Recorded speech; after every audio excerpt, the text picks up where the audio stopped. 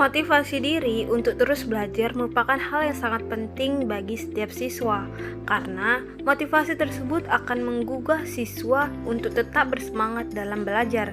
Sebaliknya, tanpa motivasi tersebut, siswa akan merasa sulit untuk memahami materi. Tentu saja, hal ini akan berdampak buruk bagi kualitas dirinya juga di masa depannya. Faktanya, lemahnya motivasi diri untuk belajar pada siswa ternyata menjadi masalah yang begitu membingungkan bagi guru, juga orang tua siswa. Misalnya, banyak siswa yang menghabiskan tidur selama jam pelajaran berlangsung, siswa mengabaikan penjelasan guru, siswa lebih asik gawai ketimbang membaca buku, dan lain-lain. Sampai saat ini, tentu kita menemukan banyak siswa memiliki motivasi yang lemah dalam belajar, apalagi jika kita seorang pendidik.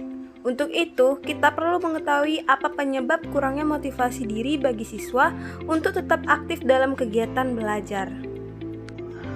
Beberapa faktor yang menjadikan lemahnya motivasi siswa dalam belajar ialah: pertama, kurangnya perhatian guru terhadap siswanya.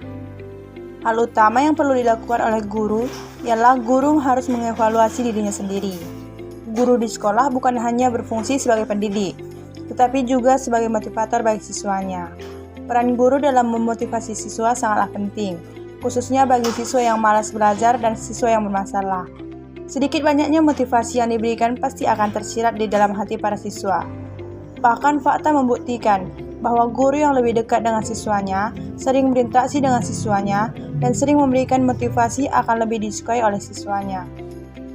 Faktor kedua adalah gaya dan cara penyampaian materi oleh guru. Siswa pastinya akan merasa bosan dengan metode pembelajaran yang monoton, penyampaian materi yang sulit dipahami, kurangnya pelibatan media belajar, guru yang asik sendiri, dan lain-lainnya. Jika demikian, motivasi siswa untuk tetap memperhatikan materi akan semakin melemah jika guru tidak memberikan pemahaman yang baik bagi siswanya. Faktor ketiga adalah lemahnya motivasi untuk belajar dalam diri siswa itu sendiri. Lemahnya motivasi untuk belajar dalam diri siswa itu sendiri merupakan faktor utama yang dialami oleh kebanyakan siswa, sehingga hal ini menyebabkan siswa kurang berminat untuk belajar dan menghabiskan waktu beberapa tahun di sekolah dengan sia-sia. Hal ini dikarenakan siswa tidak memiliki impian dan cita-cita yang jelas, siswa tidak percaya dengan dirinya dan merasa dirinya tidak pintar, serta siswa memiliki idealisme yang menganggap tujuan akhir pendidikan hanyalah untuk mendapatkan pekerjaan saja, sehingga mengakibatkan siswa tidak serius dalam pembelajaran dan membuat siswa menjadikan pendidikan hanya sebagai formalitas semata. Faktor yang keempat adalah masalah dalam kehidupan siswa. Masalah yang dialami siswa juga dapat menjadikan lemahnya motivasi siswa untuk belajar. Masalah yang dimaksud bisa seperti masalah keluarga, masalah percintaan, masalah dengan teman sebaya, bolos sekolah, ataupun sebagainya. Kemudian siswa tidak berani menceritakan permasalahannya kepada guru, orang tua, ataupun teman dekatnya sekalipun. Mungkin karena dia malu atau menganggap hal itu privasi, sehingga pada akhirnya semua permasalahan yang dialaminya itu dia tanggung dan pendam sendiri, yang pada akhirnya menyebabkan dan mengakibatkan siswa tidak hanya bermasalah dalam hal akademiknya saja, tetapi juga psikologisnya pun ikut bermasalah. Faktor berikutnya adalah kurangnya perhatian orang tua terhadap anak. Kurangnya perhatian orang tua juga dapat menjadi faktor lemahnya motivasi belajar pada siswa. Orang tua menempati peran yang sangat penting sebagai motivator bagi pendidikan anak. Karena secara tidak sadar, apapun yang berasal dari orang tua itu, baik sifat maupun sikap, akan menjadi panutan anak. Begitu juga dalam masalah pendidikan anak. Hal selanjutnya yang menjadi faktor lemahnya motivasi siswa dalam belajar di sekolah adalah pergaulan yang bebas. Mereka melakukan hal yang tidak sepantasnya dilakukan oleh pelajar, seperti pelecehan anak di bawah umur, mencuri, berjudi, merokok, dan sebagainya. Mereka beranggapan bahwa begitulah seharusnya menikmati masa remaja. Waktu yang seharusnya digunakan untuk belajar pun terbuang sia-sia, sehingga siswa tidak sadar keinginan untuk belajar semakin menurun. Walaupun tidak semua siswa yang bergaul dengan lingkungan yang kurang baik akan terbentuk menjadi anak yang tidak baik, tetapi mayoritas siswa yang sudah terjerumus dalam lingkungan yang bebas, maka perilaku dan pemikirannya bisa saja terpengaruhi oleh lingkungan luar yang saat ini semakin mengkhawatirkan.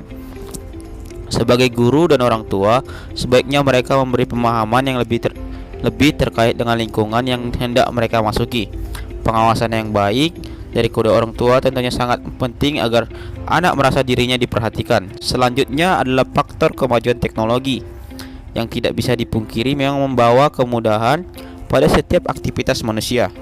Meski demikian, kemajuan teknologi juga membawa dampak buruk terutama dalam hal pendidikan. Budaya-budaya luar yang terselip dalam fasilitas internet, program-program kurang mendidik, dan masih banyak hal lainnya yang menghipnotis siswa untuk asik bermain daripada belajar. Semua itu memperbanyak aktivitas siswa sehari-hari sampai melupakan belajar, dan secara perlahan kemajuan hebat peradaban manusia melemahkan motivasi belajar dalam diri siswa. Kita bisa berasumsi bahwa siswa mampu bertahan lebih dari 5 jam bermain games daripada 1 jam belajar di sekolah. Jika siswa tersebut terus terbuai dan tidak bisa membatasi diri dari fasilitas teknologi yang kian menarik, maka permasalahan yang timbul tidak hanya melemahnya keinginan untuk belajar saja, tetapi siswa tersebut akan kecanduan yang dapat membahayakan pemikiran juga kesehatannya. Ketika siswa mulai berpikir kritis, tentunya siswa harus tetap dapat pengawasan yang baik dari orang-orang terdekatnya, agar dapat membedakan mana yang baik untuk dijadikan patokan dan mana yang tidak baik untuk dijadikan patokan.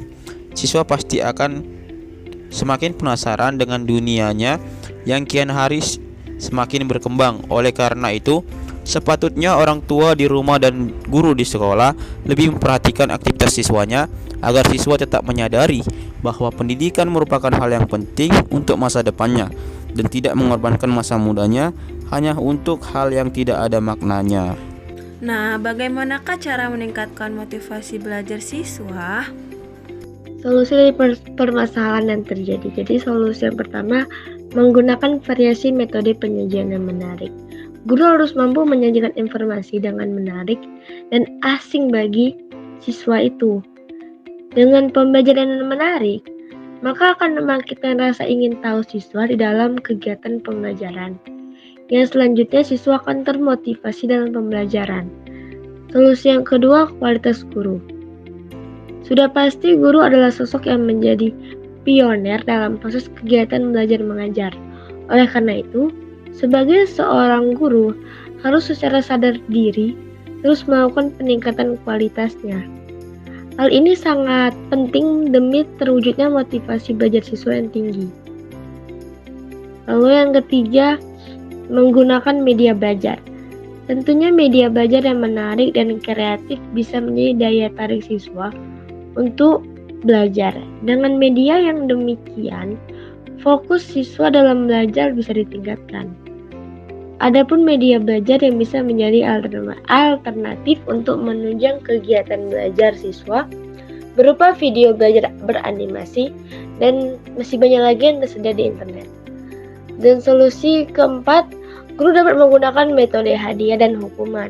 Pemberian hadiah dan hukuman ini dilakukan untuk membuat siswa terdorong untuk melakukan kegiatan belajar dan takut mendapat hukuman jika tidak memperhatikan pembelajaran.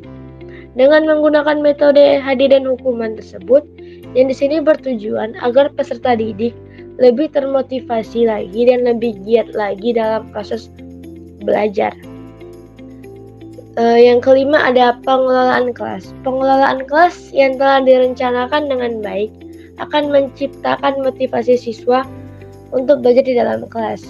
Jika kegiatan belajar mengajar tidak direncanakan dengan baik, maka siswa tidak akan memiliki motivasi belajar yang berdampak pada hasil belajar yang tidak optimal. Pengelolaan kelas meliputi berbagai aktivitas guru untuk menciptakan dan mempertahankan organisasi yang meliputi tujuan pembelajaran, pengaturan fasilitas pembelajaran, mengalokasikan waktu, serta mengelompokkan siswa berdasarkan bakat dan minatnya. Yang keenam, menjadikan siswa sebagai peserta didik yang aktif. Cara selanjutnya adalah dengan membuat siswa menjadi aktif di kelas. Keaktifan siswa bisa mendorong dirinya untuk terus belajar dan semangat dalam memecahkan suatu permasalahan. Contohnya itu memberikan sejumlah pertanyaan yang berorientasi HOTS Jadi bagi siswa yang berani menjawab baik, benar, atau salah akan mendapatkan reward yang menguntungkan. Yang ketujuh, sampaikan motivasi secara langsung. Salah satu cara meningkatkan motivasi siswa adalah memberikannya motivasi. Guru dapat memberi siswa motivasi secara langsung, yaitu dengan menceritakan kisah sukses guru atau tokoh-tokoh lain.